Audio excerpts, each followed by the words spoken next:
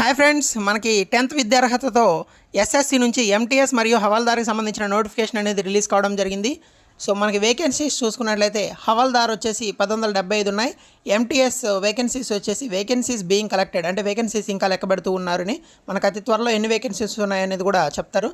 But వేలల్లోనే ఉంటాయి. ఇంతకుముందు అయితే 10,000, ఒకసారి 7,000, 5,000 ఇలా కూడా పడ్డాయి అనమాట. సో ఈసారి కూడా ఎక్కువే ఉంటాయని ఎక్స్పెక్ట్ చేద్దాం. మనకి అప్లికేషన్ డేట్ వచ్చేసి ఆల్రెడీ స్టార్ట్ అయిపోయింది. మీకు లాస్ట్ డేట్ వచ్చేసి 25/7/2025. మనకి ఎగ్జామ్ అనేది ఒక్కటే ఉంటుంది. అది కూడా 20 సెప్టెంబర్ నుంచి 24 అక్టోబర్ వరకు ఉంటుంది. మీరు ఎగ్జామ్ అనేది తెలుగులో కూడా రాసుకోవచ్చు.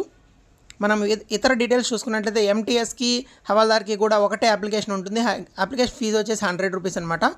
ఏజ్ లిమిట్ వచ్చేసి 18 to 25 ఉండాలి జనరల్ అభ్యర్థులకి. హవాల్దార్ పోస్ట్కి 18 to 27 అనమాట.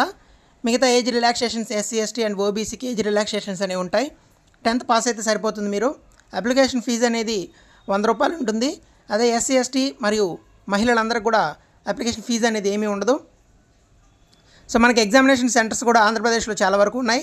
కర్నూలు, రాజమండ్రి, తిరుపతి, విశాఖపట్నం, విజయవాడ, కాకినాడ, నెల్లూరు, చీరాల, ఈ విధంగా. తెలంగాణలో చూసుకున్నట్లయితే మనకి వరంగల్, హైదరాబాద్, కరీంనగర్, ఈ విధంగా సెంటర్స్ అనేది ఇవ్వడం జరిగింది. మనకి ఎగ్జామినేషన్ ప్యాటర్న్ వచ్చేసి 2 సెషన్స్ ఉంటాయి. మొదటి సెషన్లో మనకి న్యూమరికల్ అండ్ మ్యాథమెటికల్ ఎబిలిటీ ఉంటుంది.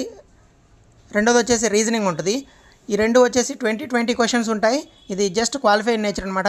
జనరల్ అభ్యర్థులు అయితే 40కి గాను 12 క్వశ్చన్లు కరెక్ట్ పెడితే సరిపోతుంది. నెగిటివ్ మార్కింగ్ ఏమీ ఉండదు సెషన్ 1లో. అదే బీసీ, ఎస్సీ, ఎస్టీ వీరికైతే వాళ్ళకి ఇంకా 10 క్వశ్చన్స్ పెడితే సరిపోతుంది అనమాట. సెషన్ 2లో చూసుకున్నట్లయితే ఇదే మెరిట్కి కన్సిడర్ చేస్తారు. జనరల్ అవేర్నెస్ 25 క్వశ్చన్స్ ఉంటాయి. English language and comprehension 25 questions ఉంటాయి. Each question carries 3 marks. ఒకవేళ నెగిటివ్ పెడితే 1 మార్క్ అనేది తగ్గిపోతుంది అనమాట మీకు. సో సిలబస్ కూడా ఈజీగా ఉంటుంది. మీరు general English and general studies బాగా చదివినట్లయితే మీరు ఈజీగా స్కోర్ చేసుకోవచ్చు. ఇంతకుముందు ప్రీవియస్ పేపర్స్ని మీరు చేయడం ద్వారా మీకు క్వశ్చన్స్ ఎలా వస్తున్నాయని అడుగుతారు. తర్వాత హవాల్దార్కి చూసుకున్నట్లయితే మీకు ఒక ఫిజికల్ ఎఫిషియన్సీ టెస్ట్ ఉంటుంది. ఇది అందరూ ఈజీగా చేయగలరు, ఎందుకంటే 15 నిమిషాల 1600 మీటర్లు వాకింగ్ చేయడం. అదే మహిళలు అయితే 1 కిలోమీటర్ 20 నిమిషాలు టైం ఇస్తారు. హైట్ కూడా ఉంటుంది హవాల్దార్కి మాత్రమే. 157.5 ఉండాలి మేల్. చెస్ట్ వచ్చేసి 81 సెంటీమీటర్స్. ఫీమేల్కి 152 సెంటీమీటర్స్ హైట్ ఉండాలి. Weight 48 kgs.